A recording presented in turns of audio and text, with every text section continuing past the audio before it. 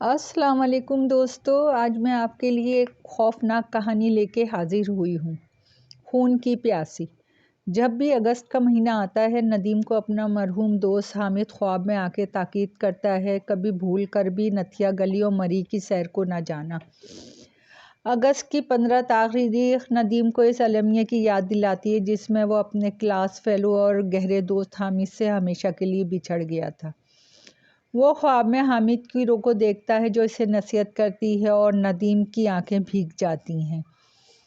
اس کی نصیحت سن کر نہیں بلکہ اس کی المناک موت پر اپنی غلطی کے انجام پہ کہ کاش وہ حامد کو مری کی سیر پہ نہ لے جاتا، حالانکہ وہ اس معاملے میں بے گناہ تھا، لیکن خواہ خود کو گناہ گار اور مجرم سمجھتا تھا۔ اس نے حامد کو کیوں بتایا کہ وہ اکرم کے ساتھ مری کی سیر کو جا رہا ہے؟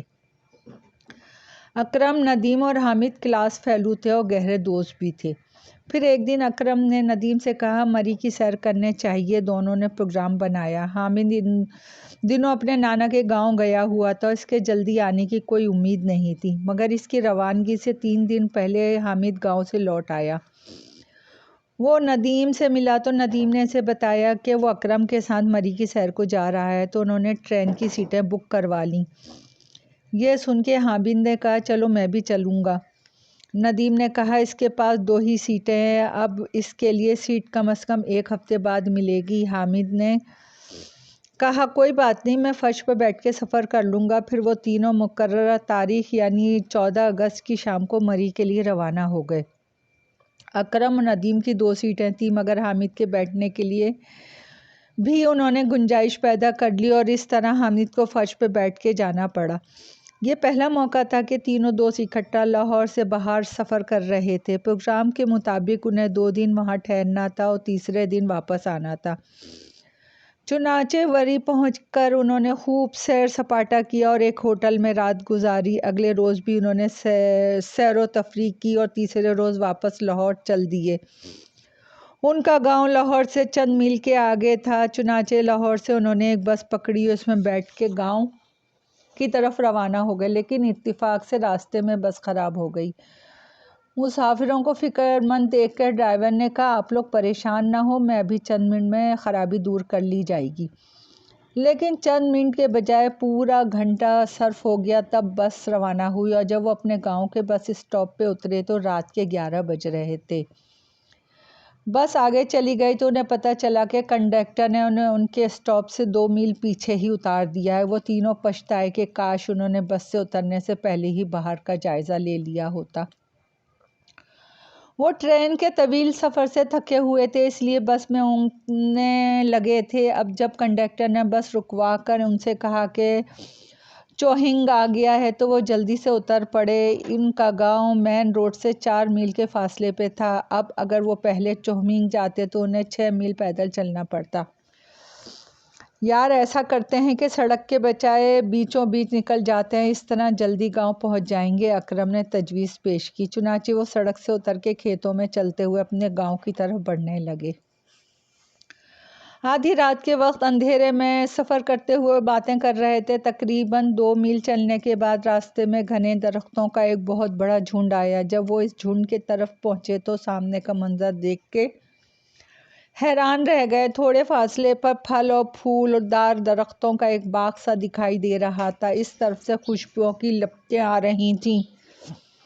10ویں رات کے چاند کی روشنی میں وہاں تاریکی زیادہ نہیں تھی۔ وہ جوں آگے بڑھتے رہے، وہ منظر دلکش دکھائی دینے لگا۔ گھنے اور پھلوں والے درختوں کے گرد پھول دار پودوں کی بہتات تھی اور خوشبو سے فضا مہک رہی تھی۔ وہ ابھی اس دلکش منظر میں محو تھے کہ اچانک انہیں چیخوں کی آواز سنائی دینے لگی۔ چیخوں کی آواز اتنی خوفناک تھی کہ وہ بے اختیار اچھل پڑے۔ پھر حامد نے ایک دم چلا کے ندیم اور اکرم سے کہا وہ دیکھو۔ اس کی کپکپاتی ہوئی آواز سن کے ان دونوں نے بائیں جانب دیکھا تو ان کی بھی چیخیں نکل گئیں۔ چند قدم کے فاصلے پہ ایک عورت بڑے جوش و خروش سے ایک آدمی کا خون چوس رہی تھی۔ وہ آدمی زمین پہ پڑا تھا، عورت یقیناً کوئی چڑیل تھی۔ اس کی شکل بے حد خوفناک تھی۔ اس کے لمبے بال کھلے ہوئے تھے، رنگ توے کی مانند سیاہ تھا۔ ہاتھ پاؤں لمبے لمبے اور ناخن 2-2 انچ بڑے تھے۔ اس ہولناک منظر نے ان کی سٹی گم کر دی اور وہ خوف سے تھر تھر کانپتے ہوئے چڑیل کو دیکھ رہے تھے، جو بڑی تیزی سے زمین پہ پڑے آدمی کی گردن سے خون چوسنے میں مصروف تھی۔ خون چوسنے کے بعد وہ اپنے ناخنوں سے اس آدمی کا گوشت نوچ نوچ کے کھانے لگی۔ گوشت کے ساتھ ساتھ وہ اس کی ہڈیاں بھی چبا رہی تھی۔ شاید وہ کئی دن سے بھوکی پیاسی تھی۔ وہ تینوں اس منظر کو زیادہ دیر برداشت نہ کر سکی اور سرپٹ بھاگنے لگے۔ ان کے دوڑنے کی آواز سن کر اس چڑیل نے پلٹ کے ان کی طرف دیکھا اور اچھل کے کھڑی ہو گئی۔ دوسرے ہی لمحے وہ چلاتی ہوئی ان کے پیچھے دوڑ پڑی۔ اکرم، ندیم اور حامد نے اسے اپنے تعاقب میں آتے دیکھا تو ان کی رہی سہی ہمت بھی جواب دے گئی۔ انہیں یقین ہو گیا کہ وہ چڑیل اب انہیں بھی اپنی خوراک بنائے گی۔ چنانچہ وہ تیزی سے دوڑنے لگے۔ چڑیل اور ان کے درمیان 30-40 قدم کا فاصلہ تھا۔ وہ ان سے زیادہ تیز دوڑ رہی تھی، جس کے سبب اس کا چڑیل سے فاصلہ کم ہوتا جا رہا تھا۔ وہ تینوں اپنی جان بچانے کے لیے ادھا دھن بھاگ رہے تھے۔ پھر اچانک ہی حامد کا پاؤں پھسل گیا اور وہ چیختا ہوا زمین پہ آ رہا۔ اس کی چیخ سن کے اکرم اور ندیم نے پلٹ کے دیکھا اور رک گئے۔ حامد بے ہوش پڑا ہوا تھا۔ انہوں نے اپنے ساتھ اس کی جان بچانا بھی اپنا فرض سمجھا۔ دونوں حامد کو ایک ایک بازو پکڑ کے گھسیٹتے ہوئے دوڑنے لگے۔ چڑیل بدستور ان کے پیچھے دوڑ رہی تھی۔ اس کے منہ سے مکروہ قہقہے نکل رہے تھے، جسے سن کر ندیم اور اکرم کے دل دہل رہے تھے۔ وہ دوڑنے کے ساتھ ساتھ بلند آواز میں کہہ رہی تھی، نہیں چھوڑوں گی، نہیں چھوڑوں گی، میں اب تمہیں بھی شکار کروں گی، تمہارے خون سے اپنی پیاس بجھاؤں گی اور تمہارا گوشت سے اپنا پیٹ بھروں گی، کیونکہ میری بھوک ابھی ختم نہیں ہوئی۔ رک جاؤ لڑکو، تم میرے ہاتھوں سے بچ کے نہیں جا سکتے۔ اس کی خوفناک آواز سن کے اکرم اور ندیم پر دہشت طاری تھی۔ ان کی رفتار بھی سست ہوتی جا رہی تھی، کیونکہ انہیں حامد کو بھی گھسیٹنا پڑ رہا تھا، جو خاصا وزنی تھا۔ اس کی سمجھ میں نہیں آ رہا تھا کہ چڑیل سے کیسے جان بچائیں اور حامد کو بھی اس سے محفوظ رکھیں۔ وہ اسے چڑیل کی غذا بننے کے لیے چھوڑ کر نہیں جانا چاہتے تھے۔ وہ ان کا دوست تھا۔ وہ مارا جاتا تو وہ کس منہ سے گاؤں جا کے اس کے ماں باپ کو اس کے مرنے کی اطلاع دیتے؟ لوگ تو یہی سمجھتے ان دونوں نے مل کے اسے قتل کیا ہے۔ چڑیل کے قہقہوں سے فضا گونج رہی تھی۔ وہ ان کا پیچھا کرتے ہوئے بلند آواز سے بول رہی تھی اور وہ دونوں سرپٹ دوڑ رہے تھے، رک جاؤ بد نصیبو، اسی میں تمہاری بھلائی ہے۔ میں فیصلہ کر چکی ہوں، تم میں سے کم ایک کو شکار ضرور کروں گی، اور جب تک تمہارا لہو نہ پی لوں گی تمہارا پیچھا نہیں چھوڑوں گی۔ لیکن اکرم، ندیم حامد کو گھسیٹتے ہوئے دوڑتے رہے۔ موت کے خوف نے ان کے دماغ اتنے معاف کر دیے کہ انہیں پتہ ہی نہ چل رہا تھا کہ وہ کس طرف دوڑ رہے ہیں۔ دہشت کی شدت سے ان کی ٹانگیں کانپ رہی تھیں۔ انہیں لگ رہا تھا کہ وہ زیادہ دیر تک نہیں دوڑ سکیں گے۔ پھر اچانک ہی چڑیل کے قہقہے اور آوازیں بند ہو گئیں۔ انہوں نے پلٹ کے دیکھا تو چڑیل غائب تھی۔ انہوں نے آس پاس کا جائزہ لیا، مگر چڑیل کہیں نظر نہ آئی۔ تب وہ رک کر ہانپنے لگے۔ ان کے سینے دھکنی کی طرح پھول اور پچک رہے تھے۔ پھر اچانک انہیں سامنے کی طرف سے آواز آئی، ہا ہا ہا ہا ہا، اب تم کہاں جاؤ گے بچ کر؟ میں تمہارے خون سے اپنی پیاس بجھاؤں گی۔ یہ سن کر انہوں نے سامنے دیکھا تو ان کے اوپر کا سانس اوپر اور نیچے کا نیچے رہ گیا۔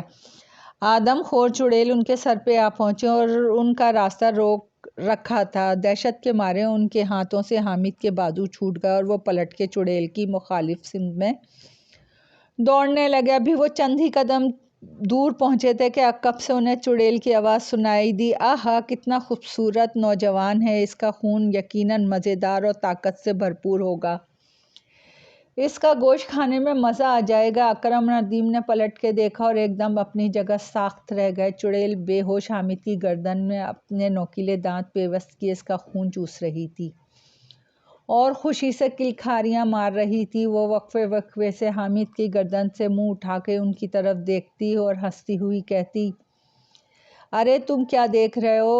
تماشا جاؤ نا، پہلے تو تم بھاگ رہے تھے، اب جاتے کیوں نہیں؟ اچھا سمجھ گئی، تم ڈرتے ڈرتے تھک گئے اور تمہیں بھی پیاس لگ رہی ہوگی، آؤ تھوڑا سا خون تم بھی پی لو۔ تمہیں بھی کیا یاد رکھو گے کہ کس حاتم تائی کی بیٹی سے واسطہ پڑا ہے۔ اکرم اور ندیم اپنے دوست حامد کو موت کے منہ میں دیکھ کے ششدر رہ گئے۔ وہ چڑیل حامد کو اپنی غذا بنا رہی تھی اور وہ بے بس کھڑے تماشا دیکھ رہے تھے۔ یہ منظر ان کے لیے ناقابل برداشت تھا۔ ندیم تو غیظ و غضب سے دیوانہ ہو گیا۔ وہ حامد کی جان بچانے کے لیے مکہ تان کے چڑیل کی طرف دوڑا۔ یہ دیکھ کے اکرم کو بھی غیرت آئی اور وہ بھی غضبناک ہو کے چڑیل کی طرف لپکا۔ آؤ آؤ! چڑیل انہیں اپنی طرف آتا دیکھ کر ہنستی ہوئی بولی، میری پیاس تو بجھ گئی ہے مگر اس میں ابھی کافی خون باقی ہے، تم دونوں بھی باری باری پی لو، پھر میں اس کے گوشت سے اپنا پیٹ بھروں گی۔ بکواس بند کرو! ندیم غرایا، میں تمہیں زندہ نہیں چھوڑوں گا چڑیل بڑھیا۔ ارے بڑھیا کہاں ہوں، اس جوان لڑکے کا خون پی کے تو میں بھی جوان ہو گئی ہوں، چڑیل نے ہنس کر کہا اور کھڑی ہو گئی۔ ندیم غصے میں پھنکارتا ہوا اس کے قریب پہنچا، اس کے منہ پہ مکہ رسید کر دیا۔ چڑیل مکہ کھا کر غضبناک ہو گئی۔ اس نے فوراً ہی دونوں ہاتھوں سے ندیم کی گردن دبوچ لی، لیکن اس کے ہاتھ ندیم کے گلے میں لٹکے قرآنی آیات والے تعویذ سے ٹکرا گئے اور وہ تکلیف کی شدت سے چیختی ہوئی پشت کے بل جا گری۔ دوسرے ہی لمحے اس کے لباس میں آگ لگی اور بری طرح جلنے لگی۔ اس کی بھیانک چیخوں سے زمین و آسمان کانپ رہے تھے۔